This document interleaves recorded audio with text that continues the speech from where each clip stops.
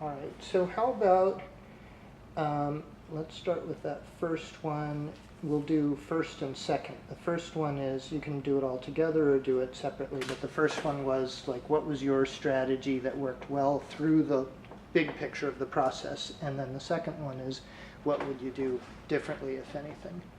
So my big picture strategy was once the Common App opened the first day, which was in July, I believe. I don't know how it's going to be next year, but last year was July. I immediately went in, I read all the prompts, wrote them down in a separate document, and I just started like randomly brainstorming ideas basically so that I would just have a general idea of what kind of things I would want to write in my essay. It's a really good strategy because there's so much that has happened in your life up to this point. It's really, really hard to narrow it down to one specific topic that you want to talk about in your essay. So I would say just list out the prompts, see like usually 2 or 3 overlap. So pick out the prompts that speak most to you and just start making like a brain cloud or like just a random piece of paper and make one of those word clouds and just write down words or ideas or memories that you cherish and you think will make for a good essay.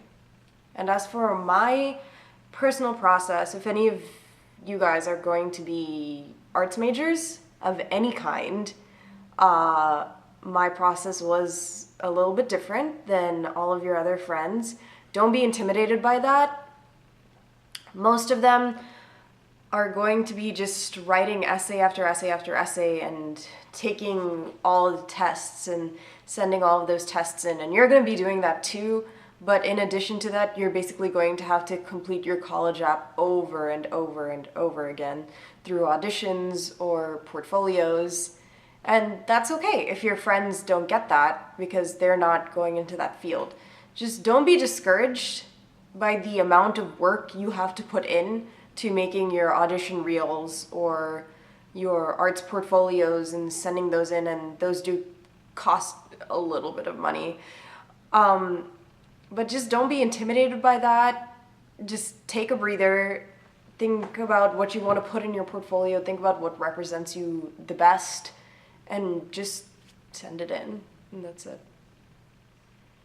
That was excellent. And the second part, like anything you would have done differently? One thing I would have definitely done differently was ask for help much earlier.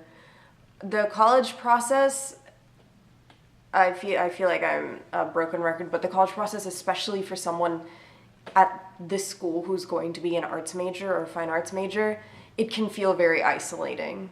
And you just need to be able to go to someone and ask for help and be able to say, hey, I'm really scared because I can't trust academic statistics for any of these schools now because it's a completely subjective process. I can't go to a university that has a 40% acceptance rate and be like, oh yeah, I have a pretty good chance of getting in because their department for music or art or theater, film, television, those acceptance rates, unfortunately, they're usually in single digits.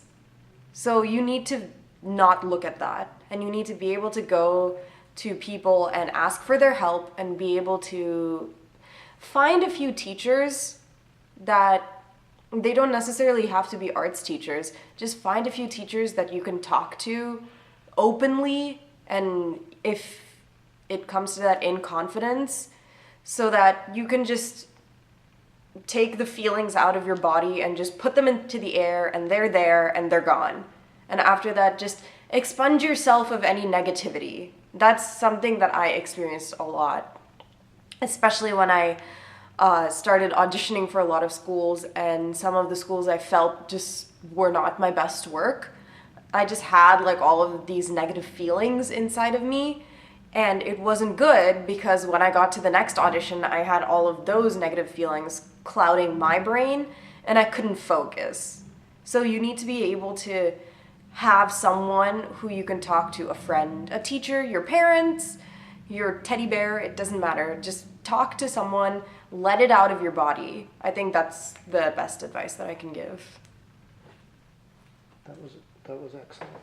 Okay, how about you? Since you won a very prestigious scholarship, what was your approach to applying for scholarships? Any guidance or tips?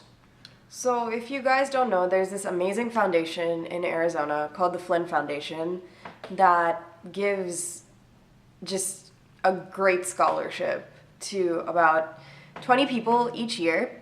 And this year I was one of the lucky few who got to get that scholarship.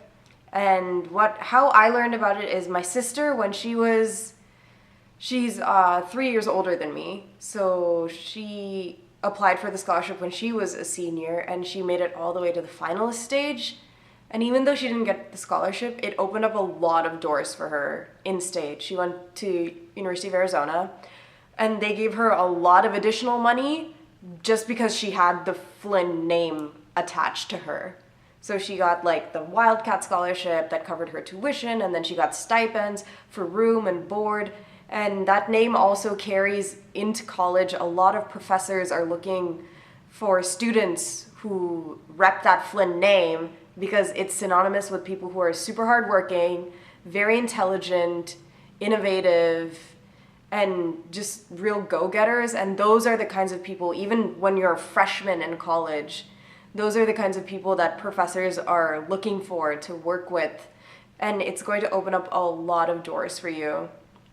So with the Flynn Scholarship, specifically, I heard about it through my sister, so I knew the process. And it's, again, a lot of essays initially, but then you need to be able to hone your interviewing skills. And trust me, interviewing in that room is definitely a skill. The people you're talking to are the leaders in their respective fields, they're respected members of the community, not just Arizona, but nationwide and sometimes even globally.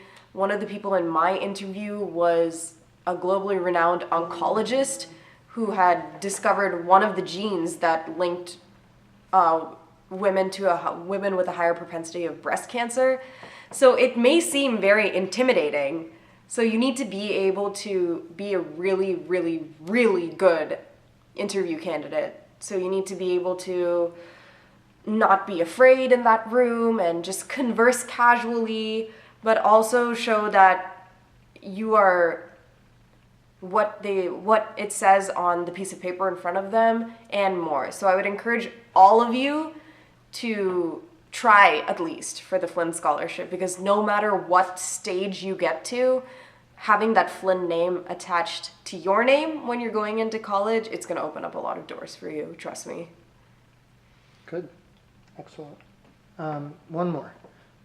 How did you find this is what it says, how did you find your senior project? I don't know if that means, what did you think of doing your senior project, or how did you find your internship? So take it either way you want, and then it says overall tips or reflections regarding the experience, and maybe 1 to 2 minutes, not too long. Okay. So my senior project was, by the time you guys are watching this, it'll be on Asian American representation in theater and media. So that was very personal for me because by this time I will be starting my first semester of being a musical theater major at ASU, which is super exciting. So how I found my internship was that I just emailed a bunch of professors in all across the nation. I mean, like California, Washington, Pennsylvania, New York, Massachusetts, Arizona, everywhere that there was a reputable musical theater program or even just a theater program, I emailed that professor. And if you don't get many responses back, don't be discouraged. They are very busy people, and they're not just teaching, they have a lot of stuff going on. Most of these professors are probably directors at theaters, or they do a lot of other side work because that's just how artistic people are. But I got an email back from Professor Brian Damaris at the Lyric Opera Theater in ASU, and he seemed very interested in my project and very interested in what I wanted to do, what I wanted to achieve, and I couldn't be more thankful because he is just a great mentor, a great person, and he's given me access to things that high school students usually don't have access to. So just find someone who you really gel with. Make sure you meet with them in person before you start your internship, because everything might sound great on paper or by email, but when you get there, it just might not be your space. And that's fine, because each person is different. So just keep your options open. And reflection-wise, that internship in ASU really showed me what it meant to be a student in ASU, especially an art student in ASU. And I think that influenced my decision for college a lot. So if you're looking at a particular university and you really like the feel, then when you visited there, maybe try and contact people in that university and try and get an internship there. That can influence your college decision. If you really liked working there, maybe that's where you want to spend your next 4 years.